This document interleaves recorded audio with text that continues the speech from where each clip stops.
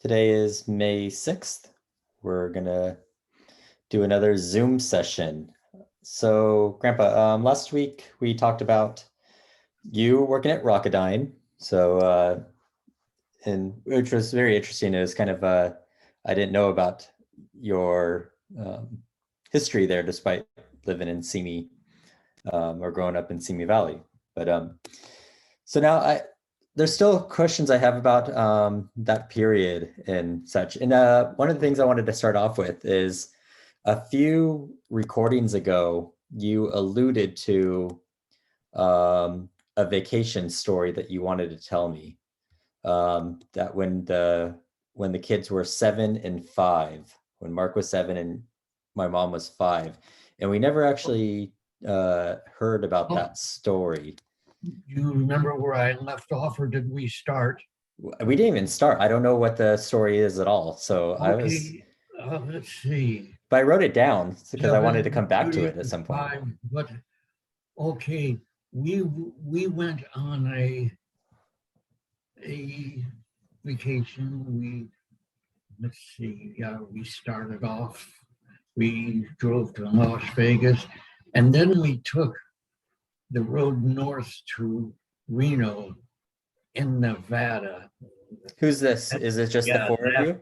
Is it just you, Esther, and the kids? Yeah.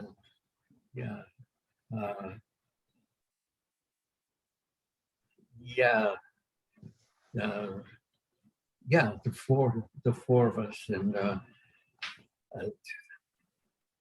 in a sense, it was a mistake because I never checked with the auto club. Anyway, let me get my head together here. How did this start? Okay. The night before we left, I had just gotten another car. There was actually a French car called a Peugeot. Why I bought it, I'll never know. It was something different, and it really wasn't a very good car. This is looking back. The night before, and one of the features of the car was the front seats can be moved forward, and the back seats the seat slid forward, and the backrest on the seat slid down, and it kind of formed a bed in the back of the car. So both Mark and Judy, they wanted to sleep in the car for the night. I didn't particularly. The car was parked in the driveway, in the front of the house, and I wasn't particularly didn't want to sleep there, so I moved the car in the back. The house the garage was in back, and there was a driveway along the side of the property line from the street to the back of the house. Did you ever see the house on Lemay? When I was very young, I saw it, and we looked at it from Google Earth and from streets. Yeah, okay. So we saw it. I've seen the side. Okay. In any event, I moved the car into the backyard in front of the garage, and shut the doors in the driveway doors. And anyway, the kids went to sleep there. They thought it was real cool to sleep in the car. Okay, so we started off the next morning. We drove to Las Vegas. We stayed in a motel that night, and we started north on the highway that threads through western Nevada up towards Reno. That there's communities were few and far apart, and we came across a few places. Apparently, we drove by some atomic testing sites there too without realizing it. And it's possible we might have driven through some radiation. Who knows? Anyway, eventually we got in the northern Nevada area where Reno and the state capital. What is the state capital of Nevada? Offhand, Carson City. Carson City. Yeah. Okay. Then we came into some more life there. The drive from Las Vegas was something over 300 miles, and fortunately we did it in one day, and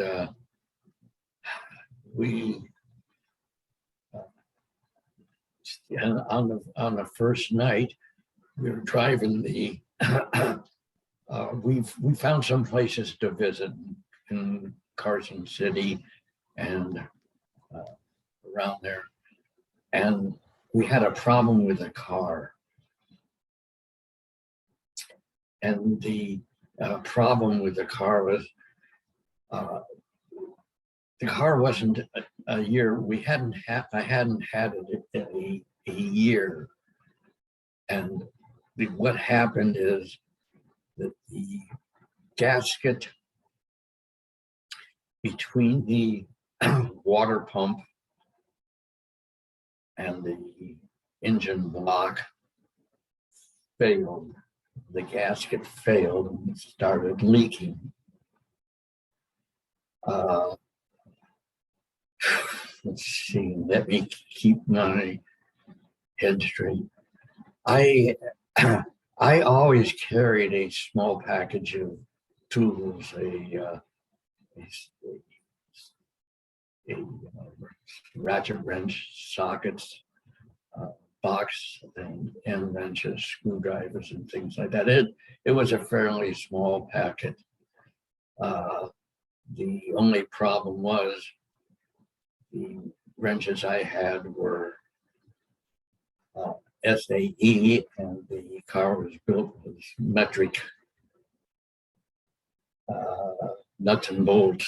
It's a good thing we never have that problem anymore. It's a good thing we've solved that problem in the last all 50, all 60 cars years. now are metric.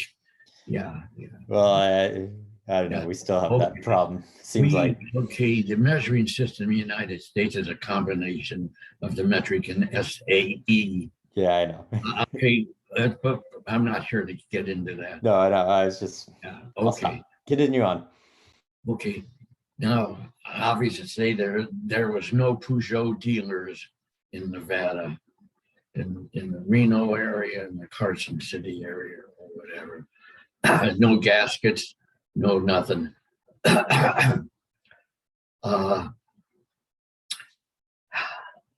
So actually, what I had to do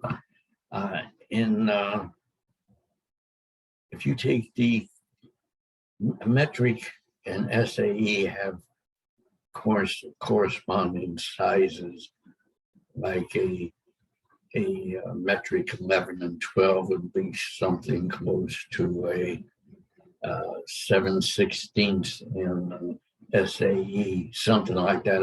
I'm not sure, but in any event, by using the next size over an SAE, they fit loosely over the metric, but they had enough bite, they would work. In any event, I was able to get the water pump drive belt off, and I managed to get the water pump off, but I didn't have a gasket. Okay, yeah, somehow or other I got to an auto parts store. I can't remember how that happened, and what I did was buy some what's called gasket material. Gasket material comes in corresponding sizes, whatever they are. Now, by laying the gasket material over the water pump, holding it there, and then taking a small hammer and tapping it on the edges of the water pump, you can actually tap out a gasket, both on the outside perimeter and the inside perimeter. This is one of the things I had learned in working on a car previously. In any event, the reason the gasket failed was because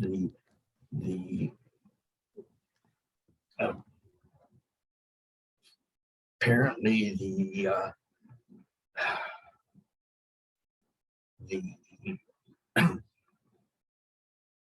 additive I added to the radiator to keep to protect the cooling system from rust was not compatible with what the material of the water pump was made. Apparently in France, they never added additives to the radiator, or they never have additives. In any event, I was able to make a gasket and I put it back together again, filled it in with some water, except I didn't add any additives. I figured I could do that when we got home, put it back together again, tightened everything, and added some water. I don't remember what the container was that I used to fill it in.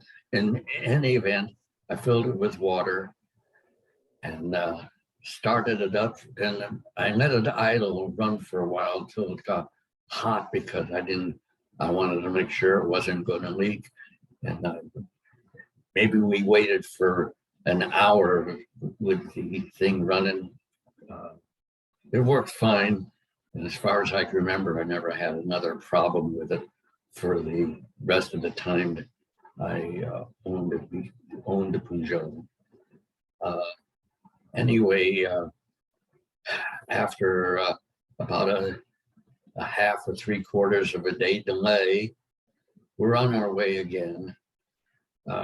Actually, we've found enough a lot of places. We went to a railroad museum. I had a auto club book that directed us to a lot of places there. It was actually the first vacation we took like that. And we came home via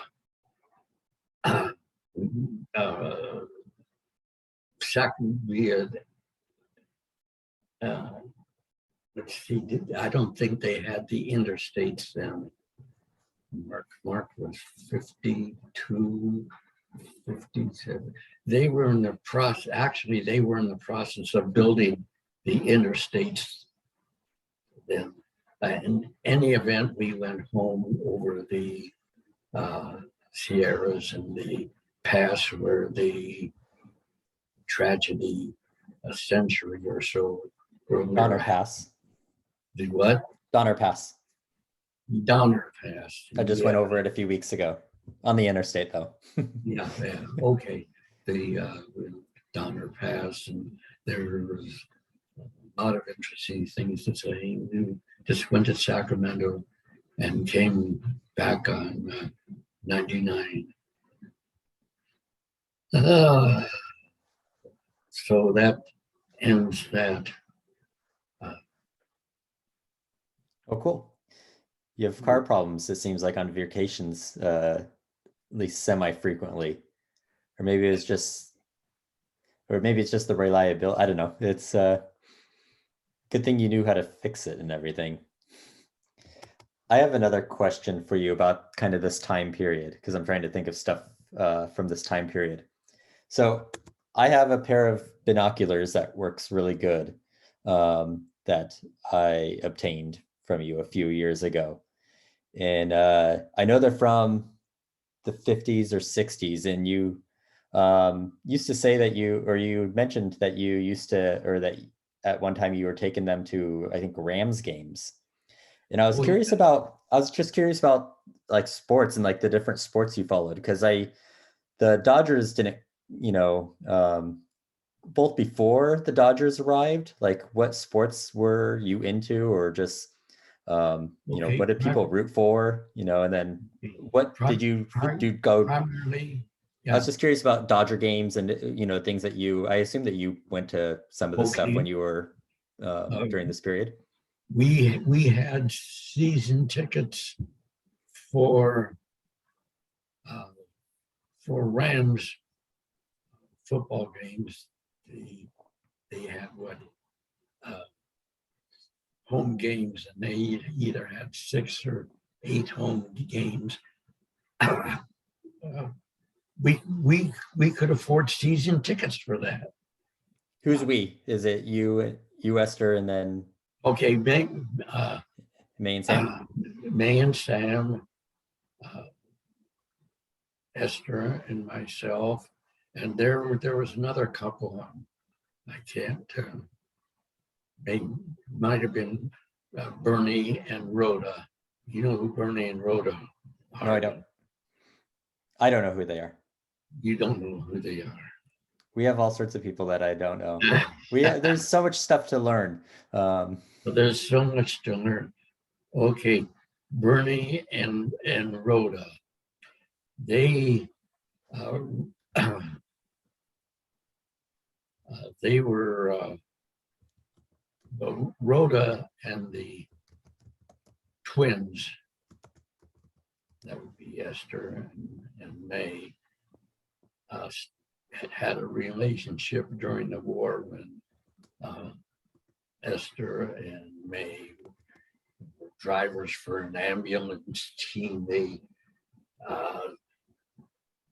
were a backup for the whoever, if there were problems, if there was an air raid or something like that. They were supposed to be drivers for this volunteer ambulance corps. And Rhoda was the boss.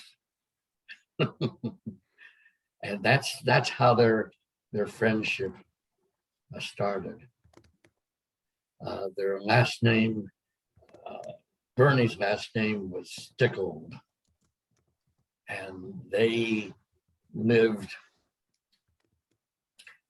had a house that was off,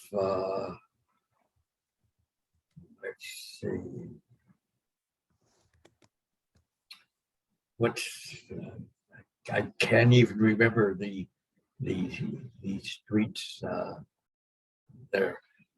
There was a street that went alongside Birmingham High. From the freeway went all the way north into, and I can't think of the name of the street. It ran at right angles to Van Owen, and it I'm not was sure where Birmingham High was. Huh? I'm trying to remember where Birmingham High was. Well, we were off White Oak and Van Owen, And Wasn't Balboa? You talk about Balboa? okay, if you were to go east on Van Owen from White Oak, the next major street would be this. Just Balboa? huh? Balboa? Balboa. You got it. Thank you, Ryan. Yeah. Okay. Bertie and Rhoda live they live south of Ventura Boulevard and just west of where Balboa would go if Balboa went south of Ventura, but the street only existed for a couple blocks. Anyway, that's where they lived, and I forgot why we're talking about Rhoda and Bernie. We're talking about they had season tickets with you to the Rams. Okay, I wanted to learn about Rams games and just Dodger games and in this type in. Okay, so we had season tickets. There were either 6 or 8 home games a year for the Rams, and it happened every other Sunday. Sometimes there would be 2 Sundays in a row, and sometimes there would be 2 road games in a row. So it was never cast in iron that it happened every other week. Anyway, we enjoyed them, and the seats we had were near the goal line, so we all had binoculars. So we could afford season tickets. We could also afford a decent pair of binoculars too. We all had binoculars, and you need them to see. And the difference between sports binoculars and regular binoculars from how much they magnified was sports binoculars had a wider field of vision than regular binoculars. I guess that was the primary reason. And it's the same with Dodger games. We never had season tickets for the Dodgers, but we would pick games we wanted to see. And we could always get fairly decent seats at Dodger Stadium. Remember, Dodger Stadium was opened up in 1962. So that made Mark 10 years old and Judy about 8. So that's how I'm comparing the time frame. In the Rams, was at the Coliseum that you, or they played the Rose Bowl? Right, the Rams at the Coliseum. The Dodgers,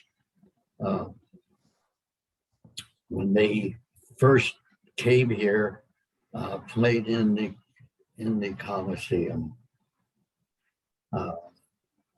They had the Coliseum, of course, was never meant for baseball, so they'd always had a short left field, and to make home runs in left field to keep them from becoming cheap, they erected a big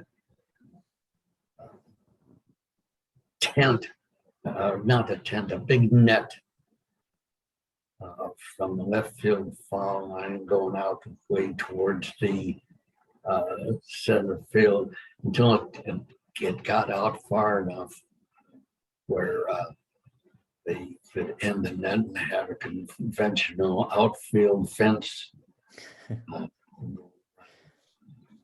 Did you ever go and watch the Dodgers play at the Coliseum? Oh yeah, I think they played at the Coliseum. They moved here in 1958. 1958. I don't remember 1958, but either 58 or 59, they went to the World Series. They beat out, I believe, the Chicago White. Let's see. I'm not sure who they played in 58 or 59, and they played in the Coliseum until Dodger Stadium was built. I remember one thing: Dodger Stadium cost $12 million to build, and between 1960 and 1962 when it opened up. They started it in 1960. There was a big hullabaloo about moving out some Latino or Mexican people that were living in the stadium land that he did not own. It was a big hullabaloo. You can go back on history yourself if you want to learn what happened. I don't really remember, but in any event, 62, that would make Dodger Stadium the third oldest stadium in baseball behind Wrigley Field in Chicago, and the Boston Red Sox field in Boston. But Dodger Stadium, even today, it's 60, 70 years old, still favorably compares with any ballpark in Major League, and then some. It's interesting to note that Dodgers, with maybe some small exceptions, every year they spend a lot of money modifying the field, bringing things up to date. And today, Dodger Stadium is probably as modern as any ballpark there is. And they were the first stadium to open up without having any vertical supports for a roof over the stadium. That is the format of Dodger Stadium, was a pattern for every other stadium that was built after them. So yeah, the Dodgers, just going back, is 59. They beat the White Sox 4-2. Oh, okay. Just so, because I looked it up. Yeah, well, my memory was okay, because in a playoff game, I forget who the playoff game was.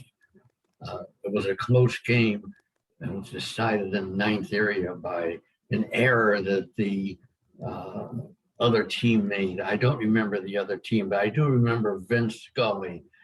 He was a treasure we had, and I remember him calling the play, and there was an error on the play, and he says, and he scores, and we are going to Chicago.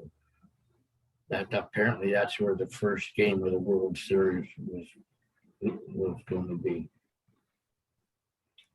So before the Dodgers came, and I'm not sure when the Rams came, what you're a sports fan, I know that. Like, what were you into sport before the Dodgers came? Okay. What were you into? In other words, what did we people have root for? What did we have here before the major leagues moved in? Yeah, well, what did you guys root for? Football and Major League Baseball. Okay, let's see. Well, let's at baseball, we had Wrigley Field, which was located in South LA. Out I don't remember where Wrigley Field. Wrigley Field in Los Angeles was patterned on Wrigley Field in Chicago, because the Los Angeles Angels were a minor league affiliate of the Chicago Cubs.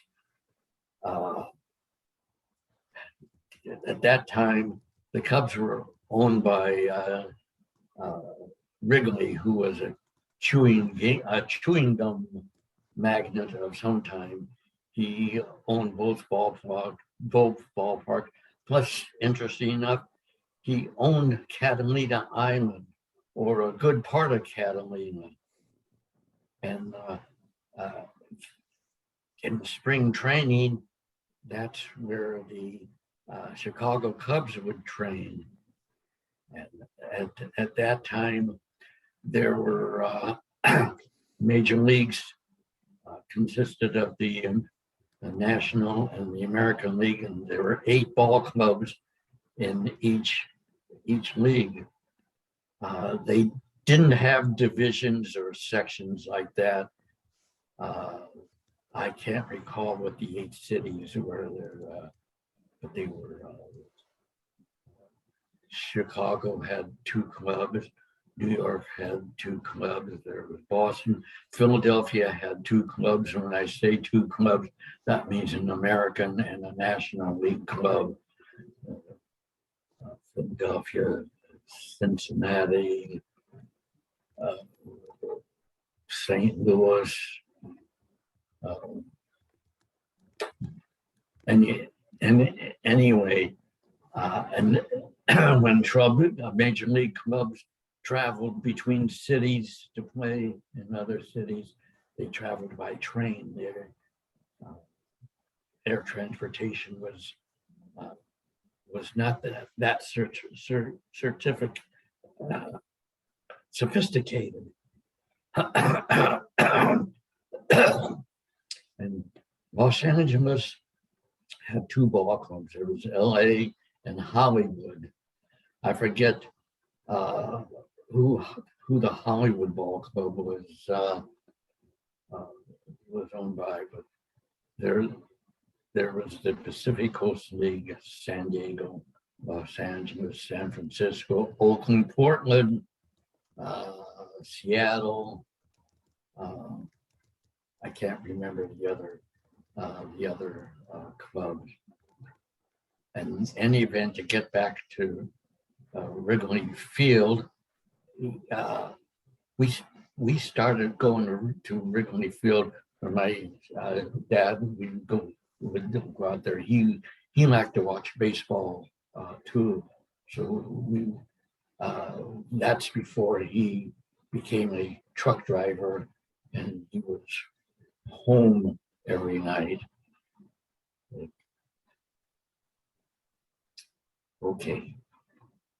So you had minor league clubs then, and you used to. In baseball we had Los Angeles and Hollywood, the minor league clubs. Now the football club played in a place in LA. Do you know where the farmers market is in LA? Approximately. Yeah, it's between let's see, go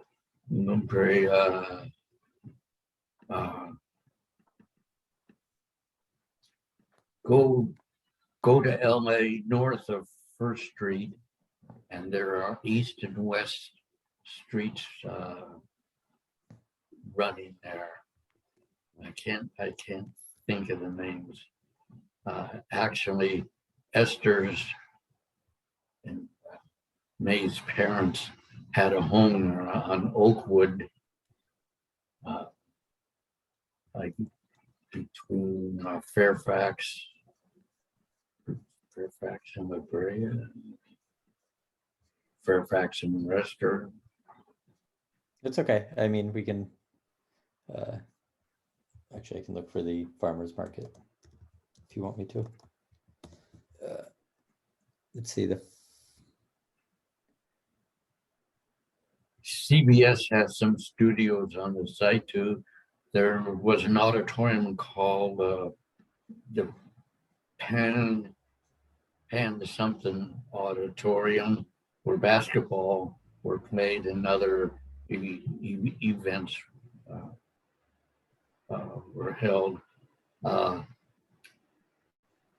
There was no major league basketball in Los Angeles at that time, and I don't even know if we had minor league basketball. When the Lakers moved here from Minneapolis, I think that was probably the first of the major leagues moving into LA. Okay. And then, of course, as I've already mentioned, the Dodgers came west, and the New York Giants went to San Francisco. This was a deal that was concocted by Dodger management. I forget the name of the owners of the Dodgers, and the general manager of the team was a guy named Bavasi, though, and he's these some of these clubs were far thinking, because when air transportation became a reality, it solved the problem of travel for the major league clubs. They traveled exclusively by train. You can go almost overnight from one major city to another one in the east, but you couldn't do it traveling out west. It took at least 2 days or more for traveling. But air travel, if we want to be more specific, the first really successful airline that made air travel successful would be the DC-3, which appeared in the middle 30s. It appeared in sufficient numbers to make air travel successful. And then, of course, there followed the DC-4 and the Lockheed. I can't think of the name of the Lockheed 4 in Wayne, but these two were the centerpieces of the national air travel system we have today. So with air travel literally being walking out and getting a ticket to go any place in the country, that happened right after World War II ended in 1945. Okay, you prompt me a little more. Okay. Well, let's see. Unless you have any other stories from this time period, I can kind of prompt you on. Okay, we talked about how we got the house in Van Nuys. Yeah. Yep, we've talked about that. If there's anyone, like if there's people. Oh, okay. I think one thing. Let's see. How I added on to my house. We talked about that actually. Yep, that's an interesting story. Okay, my brother-in-law, my sister's husband, Alan Dardanelle Sr. That was a whole lot to say. So I had a nickname for him, and I just called him Dard. It just seemed like a simple, easy thing, and he never objected.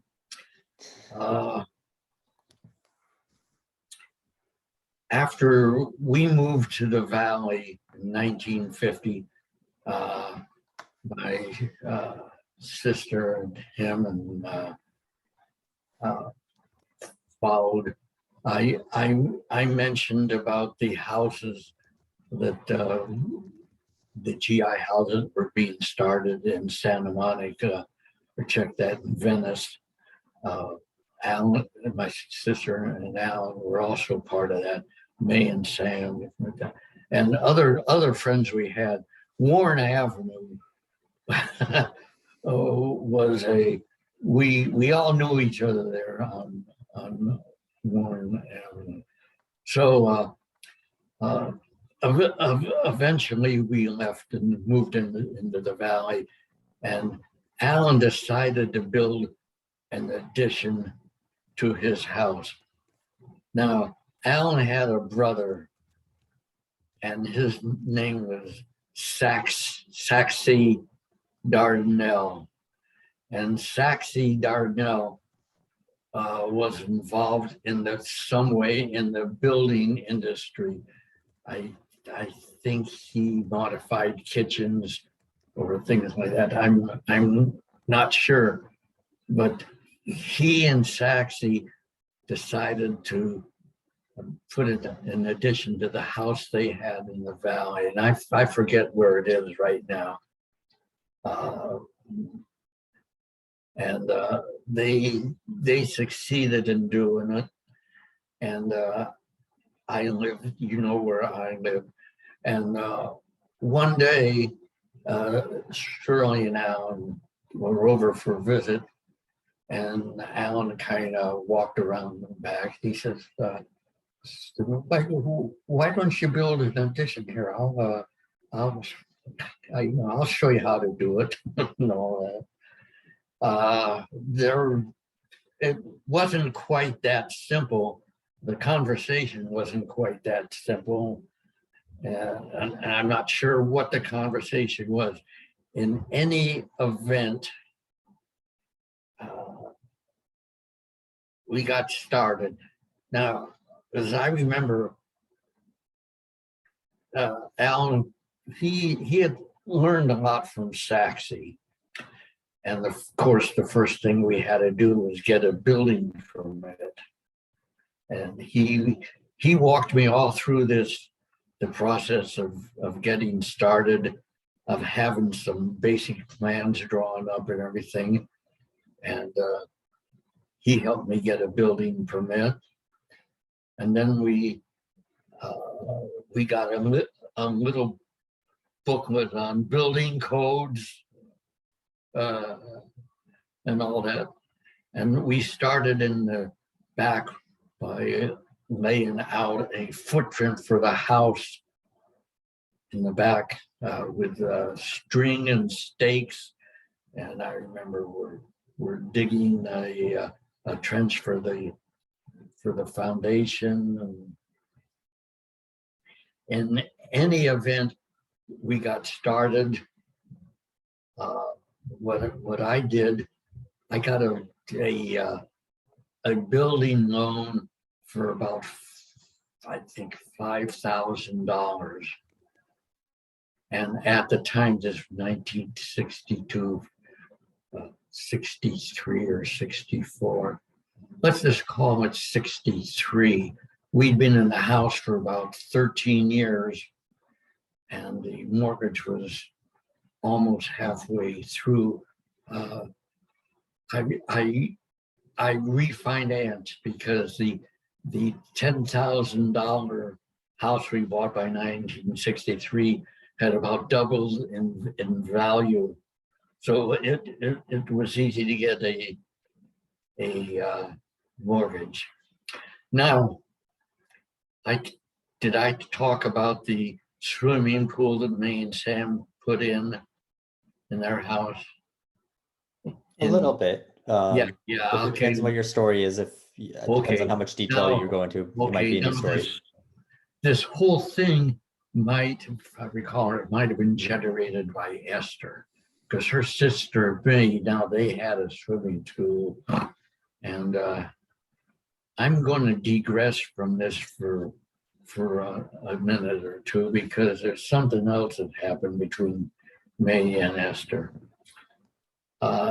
In 1950, the big rage in home musical systems was high fidelity. High fidelity made its appearance. It was awesome compared to what we had to listen to before. Even we had high fidelity. So Mae and Sam bought a high fidelity sound system. And needless to say, Esther, when she spotted that, we would go over there and listen to the music. It was awesome. And by and by, Esther and I talked about it. And, within a very short time, we also had a high fidelity system. Okay, so now Mae and Sam put in a pool, and now we need a pool. So I had worked on all of this at the same time. The addition to the house and the pool. The pool was actually put in by one of the companies that Anthony Pools, if I recall the name. So Alan helped me start the house. We're going back to that. We laid out the foundation for it and everything, and then he just disappeared. He got me started, but never gave me another hand. So sometime in '62, I had to work on this myself, and to the point when I finally had to hire labor to help me.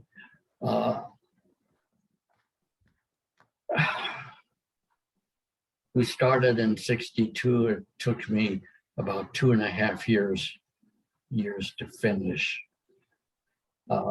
You've seen the house. You saw what I did, if you can remember. I don't remember the inside or anything. I just have memories of Okay, the yeah. pool. So No details.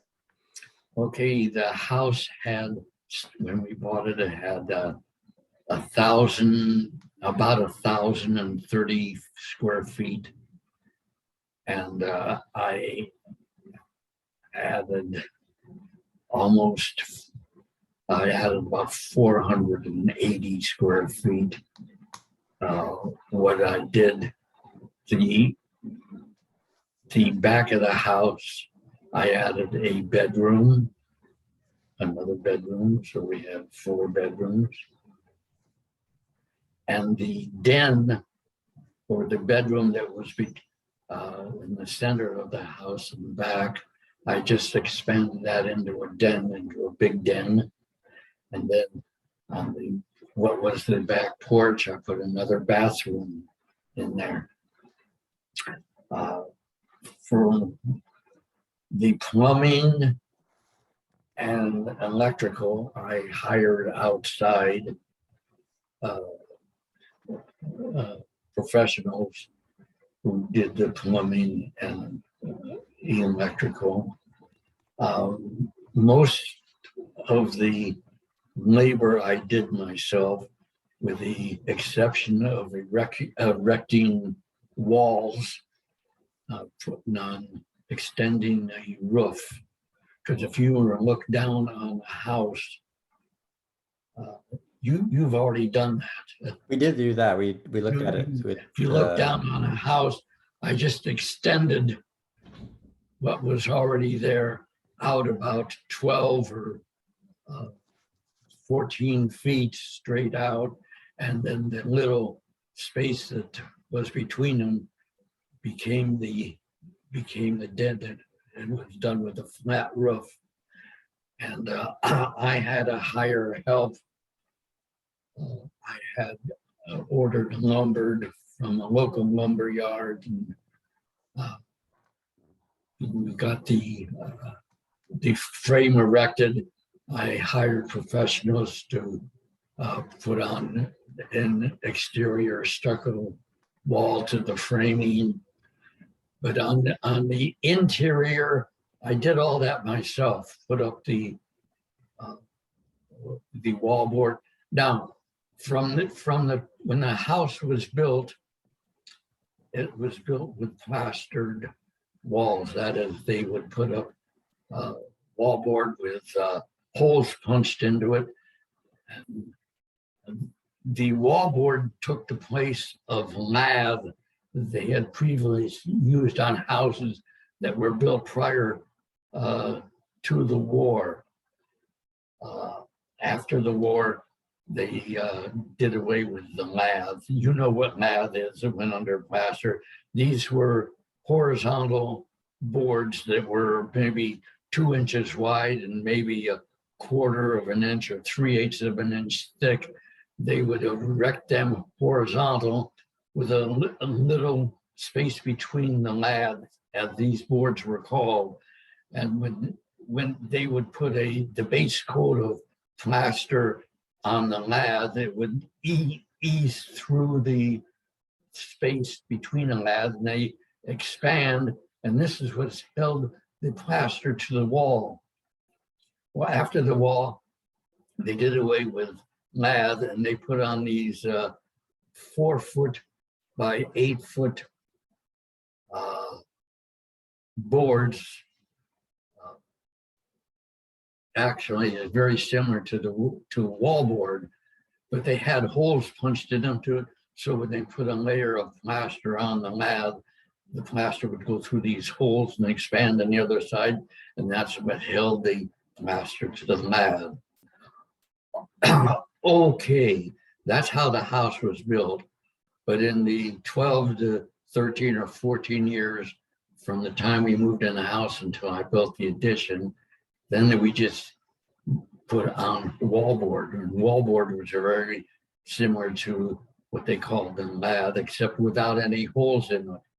And the ends of these 4 foot by 8 foot sections were slightly depressed.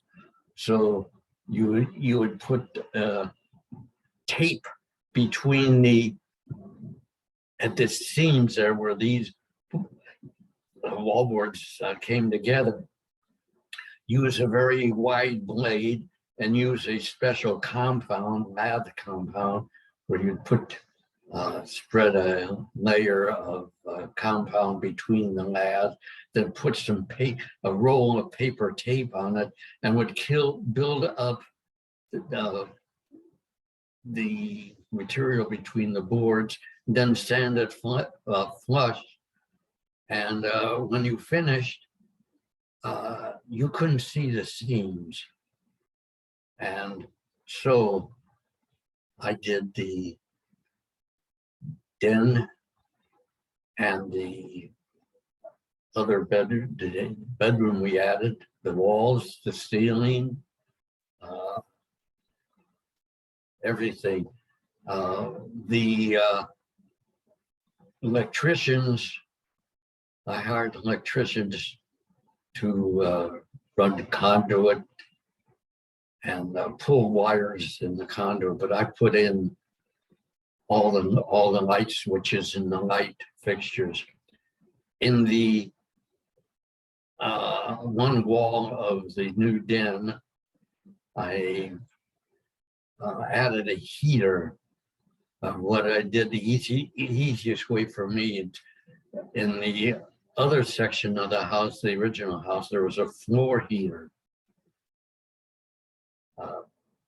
But I just added a wall heater to this fit in the 16 inches between vertical studs in the wall. The wall heater would fit, and of course I had a book on building code, and I followed the book on insulation and fire protection, and adding an exhaust vent for the heater. And in the bathroom, plumbers put in all the water pipes. I added all the fixtures. Wow. Sounds like a lot of work. Well, it took me 2 years to do it. It took me 2 years to do it. Were you working like when was the house closed up were you working like to do the addition? Were you working on the additional part, or was there? We lived around it. Let me put it that way. We lived around it. That's what I figured. I was just Well, trying to think of how that's a long time to live around that. Yeah. So I have two follow-up questions to some of this. Okay. First, regarding Mae and Esther, because you were saying that Mae would get something and then Esther wanted it. Was this a kind of a common pattern, or did it reverse, or was it most of the time Mae to Esther? Okay, the relationship between the two of them was kind of two-fingered. Needless to say, they were close because they were literally the same thing. They were identical twins. They might have been mirror twins. I'm not sure. Esther was the first twin, and she was the dominant twin. And I guess Mae realized that. She resented it to a great deal. It created terrible fights between them, sadly. It's fights that, in some senses, affected me, who didn't really want to have a part of it, but it also came to differences between Esther and myself when I tried to explain to her, why do you fall for her traps? And what we could say was conniving to start a fight or something like that. That's just the way I viewed it, and I'm not sure it was true. Sam would have no part of it. He probably could have controlled Mae better than he did. That was just the way I felt. As I tried to control Esther, when I tried to control her in these fights, it led to differences between herself and myself.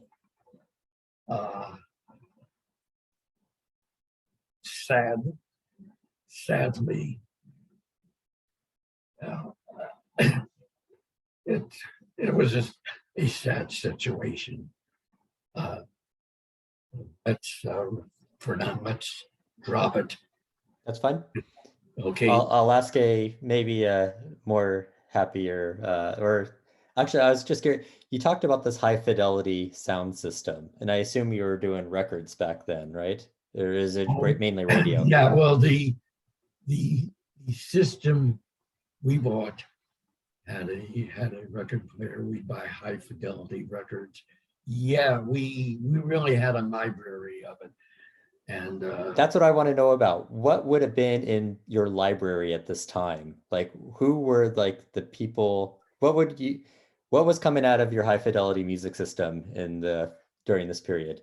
Okay, primarily Broadway musical shows were probably a number of everything from Oklahoma. Oklahoma, what were the South Pacific, or shows like that. Their shows were coming out monthly out of Broadway. Great, it was great music.